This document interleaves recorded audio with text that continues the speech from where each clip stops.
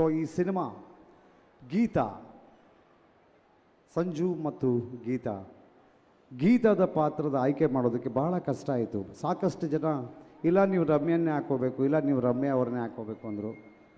But ಕಥೆ ಬೇರೆಯದ್ದೇ ಆಗಿದ್ದರಿಂದ, ಆ ಕಥೆಗೂ ಈ ಕಥೆಗೂ ಯಾವುದೇ ಸಂಬಂಧ ಇಲ್ಲದೆ ಇದ್ದಿದ್ದರಿಂದ ನನ್ನ ಆಯ್ಕೆ, ಮೊದಲ ಆಯ್ಕೆ ರಚಿತಾರಾಮ್ ಅವರಾಗಿತ್ತು. ಎರಡನೇ ಆಯ್ಕೆ ತ್ರಿಷಾ ಆಗಿತ್ತು.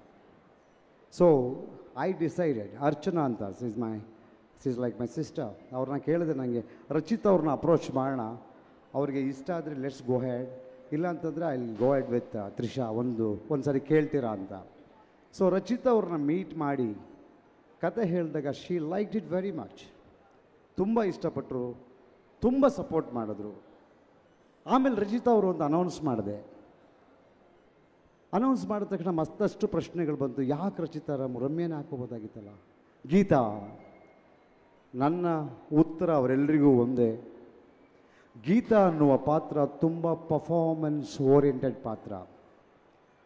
ಆ ಪಾತ್ರ ಪೋಷಣೆಯ ಸ್ಟ್ರೆಂತ್, ತಾಕತ್ತು ಅಂತಾರಲ್ಲ, ಅದಿರುವ ಯಾವ ಆ್ಯಕ್ಟ್ರೆಸ್ ಬೇಕಾದರೂ ಆ ರೋಲ್ನ ಮಾಡ್ಬೋದು ಅಂತ ಹೇಳಿ, that guts and that confidence and that skill Rachita Ram has ಅಂತ ಹೇಳಿ ರಚಿತಾ ಅವ್ರನ್ನ ನಾವು ಈ ಸಿನಿಮಾಗೆ ಕ್ಯಾಸ್ಟ್ ಮಾಡಿದ್ವಿ.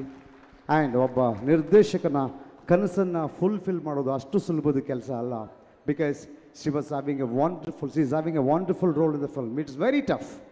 ನಾನು ಯಾವಾಗ ಹೇಳ್ಬೇಕು ಅಂತ ಹೇಳ್ತೀನಿ ಗೊತ್ತಿಲ್ಲ ಅವ್ರಿಗೆ, ಯಾವಾಗ ನಗಬೇಕು ಅಂತ ಹೇಳ್ತೀನಿ ಗೊತ್ತಿಲ್ಲ. ಒಂದು ಸಿನಿಮಾ ಒಂದು ದಿನ 5 ಥರದ ಸೀಕ್ವೆನ್ಸ್ ಮಾಡ್ತಾಯಿದ್ವಿ, 5 ಥರದ sequence. She has to shift from this emotion to that emotion to this emotion.